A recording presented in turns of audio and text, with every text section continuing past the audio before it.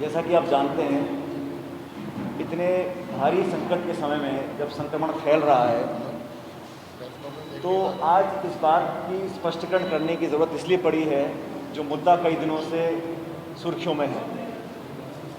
देश में लॉकडाउन होने के बाद लाखों करोड़ों हमारे श्रमिक भाई बहन अलग अलग राज्यों में फंसे हुए थे और आज भी फंसे हुए हैं।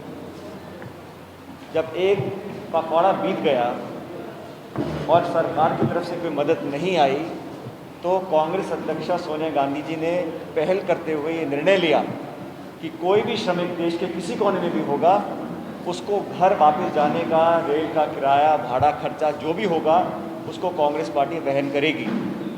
कांग्रेस पार्टी के इस निर्णय के बाद कुछ हलचल मची केंद्र सरकार में, लेकिन उसके पहले ना तो रेल यात्रियों के लिए ना बस यात्रियों के लिए कोई व्यवस्था केंद्र सरकार ने करी। और ये बात सच है, आज भी श्रमिकों के आवागमन के लिए कोई ठोस राष्ट्रव्यापी नीति केंद्र सरकार ने प्रस्तुत नहीं करी है।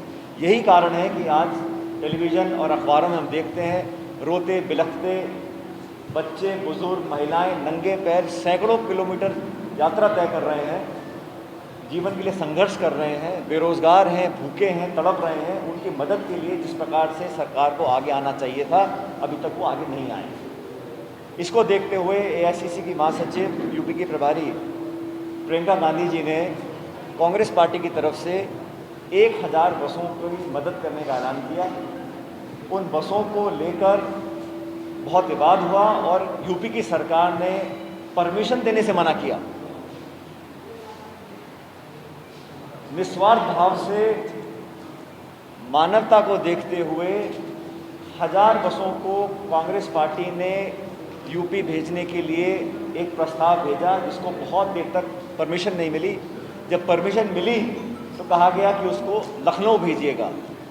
आगरा भरतपुर बॉर्डर से बस लखनऊ जाएगी, उसके बाद उसको आगे भेजा जाएगा। फिर बाधाएं बनाने के लिए नाना प्रकार के डंडे अपनाए।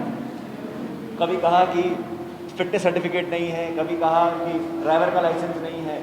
और मैं हमेशा कहता हूं कि काम करने का कोई बहाना नहीं, ना करने के 100 बहाने। अंत में नेताओं पर एफआईआर हुई, जेल में डाला गया, गतिरोध पैदा किया गया। कई दिनों तक बसें बॉर्डर पर खड़ी रहीं, नोएडा बॉर्डर पर, दिल्ली के पास, आगरा बॉर्डर, भरतपुर बॉर्डर पर। और अंत में आरोप लगाया गया कि बसों में सूची में कमी थी, 1000 बस कहा था, कितनी कम बस थी। और आज हम सब दस्तावेज लेके आपके सामने प्रस्तुत हुए हैं। इसका स्पष्टीकरण हमारे परिवहन मंत्री प्रताप सिंह खाचरियावास जी करेंगे, जुबेर भाई भी बताएंगे यूपी के बारे में। लेकिन मैं इतना कहना चाहता हूँ कि हम लोगों ने एक पहल कर इतने संकट के समय में कोई व्यक्ति, कोई संगठन, कोई दल, कोई भी अगर मदद का हाथ बढ़ा नहीं बन जाता। मुझे लगता है कि यूपी सरकार का जो रवैया रहा, उसको दुनिया और देश ने देखा है, उसके भर्त्सना करते हैं। इस समय में सबको साथ मिलकर एकजुटता के साथ उन लाखों करोड़ों लोगों की मदद करने का काम करना चाहिए था, जिसकी पहल प्रियंका जी ने करी। लेकिन दुर्भाग्यवश उसको नकारा गया, उस पर राजनीति करी गई, हम पर आरोप लगाए गए। और मैंने पहली बार देखा है विपक्ष आरोप लगाए सत्ताधारी पार्टी पर, तो हमने देखा है। लेकिन उत्तर प्रदेश में सत्ताधारी पार्टी विपक्ष पर आरोप लगा रही है। और किस बात का आरोप? लोगों की मदद करने का आरोप। लोगों की मदद करना मानवता है। राजनीति में हम सब लोग सिर्फ चुनाव लड़ने के लिए, एमपी एमएलए बनने के लिए नहीं है। हम सेवा भाव से जनता के काम करने के लिए राजनीति में आए हैं। लेकिन जो घटनाक्रम हुआ वो बेहद दुखद था। और जो आरोप लगाए गए थे, मैं समझता हूँ प्रताप सिंह जी ज़रा एक बार लोगों को बता दीजिए क्या असलियत थी बसों के बारे में। ये सरकारी बसें नहीं थी। यूपी के बहुत सारे नेता भ्रमित कर रहे हैं जनता को। ये निजी तौर पर एआईसीसी ने, पीसीसी ने, प्रियंका जी ने, कांग्रेस पार्टी के लोगों ने इकट्ठा कर निजी स्तर पर इन बसों को उपलब्ध कराया था। प्रदेश सरकार हजारों बस वैसे चला रही है, लेकिन ये जो पर्टिकुलर बसें थी 1032 बस, ये प्रदेश कांग्रेस कमेटी और एआईसीसी ने मिलकर किया है। इसमें सरकार का कोई लेना देना नहीं है और रिकॉर्ड पर है। ये चर्चा ही क्यों हो रही है? कितनी हजारों लाखों बसें आ जा रही होंगी, लेकिन इसी यूपी बॉर्डर पर ही 1000 बसों को लेकर विवाद क्यों हो रहा है? स्पष्ट रूप से वो सहन नहीं कर पा रहे कि हम लोगों ने एक सकारात्मक पहला कदम बढ़ाया है। और जहाँ तक बिलों की बात करें, जितेश पूछ रहे थे, आप पूछ रहे हो, 2, 5, 10 लाख रुपये की बात नहीं है। इतना पैसा दानदाताओं ने दिया है, देश के हर नागरिक ने कंट्रीब्यूट किया है, पीएम रिलीफ फंड में किया है, सीएम रिलीफ फंड में किया है। पैसे की देश में कोई कमी नहीं है, नीयत अच्छी हो, पारदर्शिता हो, सारे काम हो जाएंगे। कोई बिल देना लेना बाद की बात है, पहले लोग तो बचे। संकट आज भी फैल रहा है, लॉकडाउन खत्म होने को 31 तारीख को आज भी संक्रमण फैल रहा है और मुझे चिंता है कि संक्रमण गाँव में ना फैले, क्वारंटाइन ढंग से हम लोग कर सके पूरे देश भर में। तो ये सारे जो बयानबाजी कर रहे हैं सरकार में बैठे लखनऊ से लोग, ये सब पानी फिर जाएगा। इसलिए पैसे की कोई दिक्कत नहीं आएगी, जितना हो काम करेंगे, नहीं होगा और कर लेंगे। कोई बिल की, पैसे की, डीजल की, बसों की कोई चर्चा ही नहीं। आज तो जान बचे, लोगों का जीवन जो आज आप समझ सकते हो, जो 60 दिन से घरों से दूर है, सर पर छत नहीं है, पेट में खाना नहीं है, बच्चे बुजुर्ग सब पैदल चल रहे हैं, किसका दिल नहीं पसीजेगा।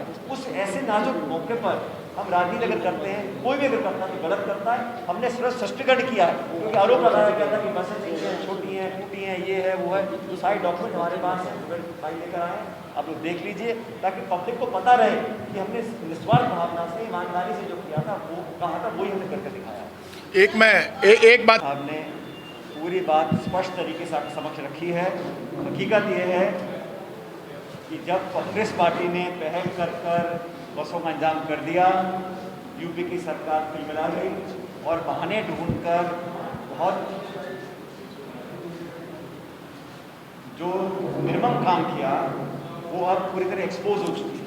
सारे दस्तावेज हमारे पास हैं, आंकड़े हमारे पास हैं, और ये आज इसलिए आपके बीच में आना जरूरी पड़ा क्योंकि एक तो गलत काम कर रहे हैं, ऊपर से सीना चोरी कर रहे हैं, और अच्छा काम करने वालों को मैं तो कहता हूँ, मैं खुद धन्यवाद देता यूपी सरकार का। अगर वो बड़ा मन रखकर प्रियंका गांधी जी द्वारा दी गई बसों को स्वीकार करते, धन्यवाद करते, मैं समझता वो सरकार का सही तरीके का काम करने का तरीका होता। लेकिन उन्होंने तिलमिला के इस प्रकार का व्यवहार किया, नेताओं को जेल में डाल दिया, केस दर्ज कर दिए, पुलिस खड़ी कर दी, गतिरोध पैदा कर दिया।